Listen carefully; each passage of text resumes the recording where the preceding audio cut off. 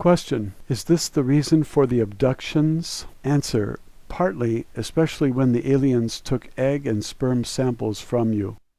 Sometimes the abductors belong to another and more advanced race, and they just want to study your body and your mind, which is more interesting for some of them than your solid body, as you would study a primitive animal. As I have said, 3 alien species are hostile, and this means that they do not care for your fate or your life, and people who were abducted by them very rarely came back alive. If someone is able to report about an abduction, it means, in my opinion, that he or she has not met one of the aggressive species, or that he or she is a very, very lucky human to be alive. Advanced and friendly races also took sometimes egg and sperm samples, but for other reasons. Question: you've said that there are only 14 species active on Earth, but why do people who saw alien beings describe so many different and bizarre types of them? Answer: I think I have already answered this question. As I have said, most of the alien races have much more advanced mind abilities than you or even me. There is just one alien race completely without such abilities. They are able to appear in your mind and memory as whatever you want, and this induced image has nothing to do with their real appearance. You remember them as normal humans, or gray dwarfs, or even extremely bizarre animals, because they want you to remember that, or sometimes they want you to completely forget anything about a meeting with them. Another example: you can, for example, remember that you were just in a normal of your human hospitals and that some doctors were examining you, and you think not further about what has happened to you, maybe until you discover that there is no hospital in the street where you supposed it. But in fact, you were examined by them in one of their laboratories. You can't rely on your mind in this case. They appear in different shapes to you, confuse you, and to make so-called abduction witnesses who are able to remember the events, or who believe they are able to remember, ridiculous in public, and as far as we know, they are successful. Believe me, there are only 14 alien species on this planet, and only 8 of them abduct humans at the moment, again, as far as we know. In addition, not every one of your abductees is one, and some of the aliens, in their reports, are really just imagination or lies. Question: how can we protect ourselves against this influence on our mind? Answer: I don't know. I doubt you can, because your mind is like an open book to read and write for nearly every species I know. This is partly the guilt of the Elohim themselves, because they had constructed, or better misconstructed, partly intentionally, your mind and your consciousness without real protection mechanisms. If you are aware that someone tries to manipulate your mind, you can only concentrate on that suspicion and try to analyze each of your thoughts and memories. Very important, don't close your eyes. This would lead to a different form of brain waves, which are more easy to access. And don't sit or lay down to rest. If you stay awake during the first minutes, you can maybe try to filter the other thoughts and waves in your brain, and the inducer will give up after some minutes if he or she is not successful, because it will start to hurt his or her own brain. This is very difficult and certainly painful, and it can harm you. So better don't try to resist, but it would be the only possibility you have. However, you can try this only with the more weaker species, not the strong. Question: what do you mean with one species comes from a different plane? Answer: I can explain that correctly to you. You must be able to understand the universe, and this would mean a maybe useless teaching of your mind, including the removal of some barriers, of many weeks. And with teaching, I mean not only teaching by words. I have said this with your word plane or level, because you have, again, no better word in your vocabulary, and dimension would be in this case absolutely wrong. It's rather wrong even for another bubble, because a dimension can't exist without planes. If you would be a species living in another or over the plane, and if you would be furthermore able to enter planes without technology, so that your body is not made of that kind of matter, then you would be the mightiest being you can imagine. This very advanced race I've mentioned had developed outside of here, and they've evolved, in fact, over billions of years. they would be able to destroy all of you and us and everything with just one single thought. We were in contact with them for only 3 times in our whole history, because their interest in your planet is different from that of all other races. They are definitely no danger for you or us. Question: what will happen when the war begins? Answer: this is very difficult to answer. It depends on the enemy race and on their tactics. War is not always that primitive thing you humans mean with the word. War can be fought on various levels. One possibility they have is the destruction of your social system by influence on political leaders. Another is the use of advanced weapon systems which can cause earthquakes or volcanic eruptions or other disasters, including weather disasters which may seem natural to you. The special fields from copper fusion I've mentioned earlier are able to have an influence on your global weather. I think they will not attack the planet directly before the human civilization is weak, because even you have the possibility to destroy their craft, but not many. Let me say that we are not absolutely sure if there will be really such a hot war already in the next years. I don't want to talk further about this. Question: this is the end of the interview. Do you want to say a last sentence or message? Answer: open your eyes and see. Don't believe only in your wrong history or your scientists or your politicians. Some of them know the truth about various things, but they don't inform the public to avoid confusion and panic. I think your species is not as bad as some of my kind think, and it would be a pity to observe your end. That's everything I can say. Go through your world with open eyes, and you will see, or maybe not. Your kind is ignorant. Question: do you think anyone will believe that this interview is the truth? Answer: no, but it's an interesting experiment for my social studies. We meet again in some months, and you tell me then what has happened after the publication of my message. Maybe there is hope for your kind. End of Lacerta 1.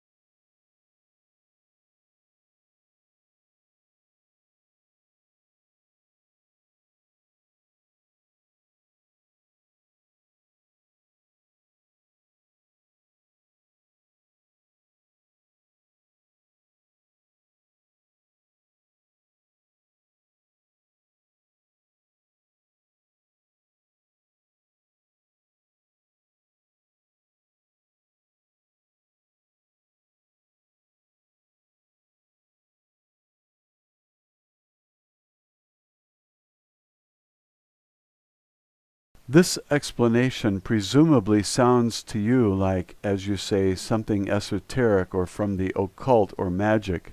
The reason for that is simply that you lack the basic understanding foreseeing the background reasons. All paranormal phenomena has a purely scientific origination. None of this has anything to do with supernatural powers. We grow up with this kind of knowledge. We know how one makes use of these powers and where they come from.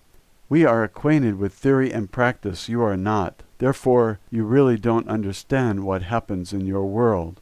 When you see only one side of experience, not the other, I mean here both that are physical. Everything paranormal is dualistic, and it exists in the space that matter inhabits as well as the sphere of influence, Feldraum, to be explained. It can only be explained by the acceptance of the latter, because the sphere of influence, Feldraum, is the basis. I would welcome an end to the scientific questions. Since you really aren't grasping them anyway, we're wasting more or less valuable time by doing this. Question, only one last thing. At our first meeting in December, you made it quite clear that you didn't want to discuss scientific and paranormal concerns. Why openness now? Answer, the last time I saw really no necessity in overburdening you with facts of that kind, and now you are obviously overburdened. Therefore, I had preferred only to mention these topics in a peripheral sense. Apparently, however, some of my performances today have set you to thinking about your world, something that can't be all bad. And by now, your human scientists will tend to regard my comments as humbug. And so I see no great danger in spreading this information widely. No one will pay much attention to it. By the way, the words of people who have characterized me as a creature of evil have their basis in the belief in occult powers and magic, both of which things do not exist. There is no magic, only highly developed science, and everything that you label as magic is only a part of science. If you would only comprehend that, then you would be a step ahead in your development. My openness on this issue ends here. Pose other questions, please. Question. Good. Let's talk about UFOs. Can you explain to me how our governments came into possession of UFO material to the point that they could start their own projects? Did it have anything to do with the Roswell incident? Answer. Yes, but that incident was not the first one. I am no historian. I am studying only your current behavior. So my knowledge about those events in your history is presumably not very extensive. I will try to explain to you what I know about those things which happened at that time. Let me think about it for a second. In the years 1946 to 1953, in your time scale, there are 5 cases where the extraterrestrial ships crashed to the surface of the Earth. In that crash which you call the Roswell incident, there was not only one alien ship involved, but 2 that crashed after a collision in different parts of the land in the West, the one you call the USA. You have to know that the ships of this particular species can remain levitating in the air for a particular period of time, even though they are damaged. That accounts for the spatial difference in their crash locations. These were indeed not the first crashes, but by that time the second and the third.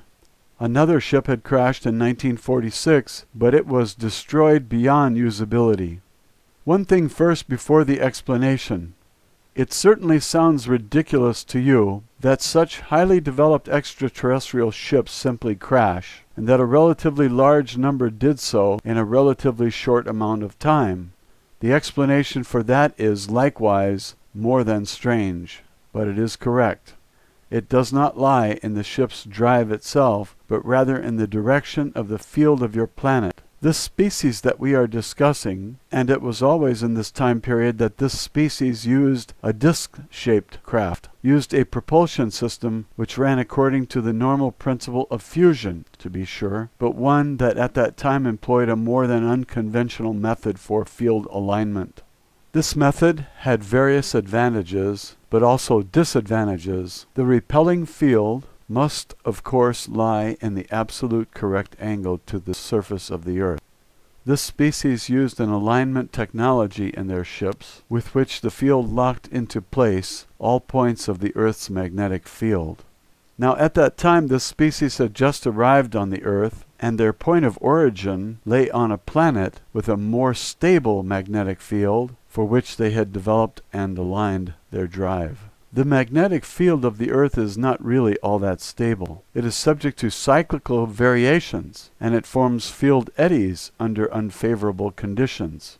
When a ship with one of those kinds of drives gets into a field fluctuation or into an eddy that is too strong, then for a short time the repelling field can no longer align itself correctly, and the ship glides uncontrolled on its flight path. The drive is operating correctly, to be sure, but the field fluctuates in all directions, and because of that, the ship can crash. In the case from 1947, which you addressed, it is my understanding that one of the ships got caught in a fluctuation. Its field linked up unintentionally with that of its squadron leader, and it collided with another ship, whereby both of them were heavily damaged. The cause for the magnetic fluctuation at that time was probably an electrical disturbance brought about by a weather event. And that's what Errol said, too. Both ships crashed as a result. One of them fell near the collision point, the other 100 of your kilometers or so distant. All occupants were killed in the impact. The thin hull structure of that kind of disk craft is in and of itself not very stable, since those disks have not been designed for crashes as well as for flight in a field where there are exterior forces at work. Now, your human military collected the individual pieces at first, until they discovered the whole ships with the dead creatures aboard. Immediately they classified everything as top secret and brought them to their military bases in order to analyze the drive. The secret endeavor was to set the alien technology in place later against evil enemies of that great country. That is as primitive as it is ridiculous. I believe I remember, I don't want to specify exactly your date, that it was probably between 1949 and 1952 that there was a rather bad accident during some research being done on one of the wrecks. According to what I heard, what members of my species were told by members of that government, it resulted in an unintentional activation of one of the drive components in the unshielded condition. As a result, for a very short period of time, how should I phrase this, there was an unchecked shift of the environment to a plasma-like condition, which on the other hand, through a very, very unfortunate accident, caused an overturning of the general power field into a magnetic pulse of immense power. Do you have any idea what kind of an effect a plasma magnetic jolt has when it comes in contact with an organism? No, how should you know that? Of course you don't. Disturbance in the structure of the field and bioelectric feedback. Imagine, if you will, a body which is engulfed in bright flames for 3 or 4 of your days. Those flames apparently do not go out, and they burn the body right down to its last constituents. Well, then you have an approximate impression of what happened. I think 20 or 30 of your scientists were killed in that lab. 2 further crashes occurred in 1950 and 1953 in the water catchment area of the American continent. Those ships were able to be recovered from the crashes relatively intact. The one in 1953, as I remember, even had an intact drive core. It was by means of that device that you saw for the first time that you had understood the entire concept fully incorrectly, and that you had reconstructed it fully incorrectly. Even today you still don't have it right. That species which had built the ships in the first place, a species which I, by the way, count among those who are unfriendly towards you, was naturally worried about the investigation of their own technology by your kind. They did not want, however, at that early point in time, to begin direct conflict with you. And so they chose the diplomatic path and came into contact with that government during your 1960s. Of course, they did not divulge the reasons for their being there, copper, hydrogen, air, but rather they pretended to be curious researchers and offered to show people the functioning principle of the ships, whereby they would expect in return some favors. Simple-minded as you are, you of course agreed to it and were deceived. You gave them raw materials, you gave them secured locations for their bases, and you gave them access to your most secret defense data. You gave them access to your DNA and much more, and all just to quench your greed for power and information. The alien species, of course, quickly noticed that they were dealing with simple-minded creatures, and they gave you false and inferior information about their technology, so that they receive much more out of the collaboration than your kind do. For example, they gave you information that the drive can only be constructed with unstable elements of higher ranking number, but they withheld the information that the field drive can be constructed with various modifications to work as well with stable elements of a lower periodic number, and generally that's the way it's done. Through these half-truths, they made you dependent on the synthesizing of high-numbered elements and thereby renewed by their own technology. Their clues to the construction of your UFOs were laid out in such a way that the solution to old problems caused new problems to arise simultaneously. They never told you the complete truth, but always built in, again and again, clever lies which later led to technical problems and to your dependence on them. In the last years of your 1970s and your early 1980s, it finally came down to various events between the alien species and that human government. I don't want to go into detail here, since there is much that even I am not exactly sure of.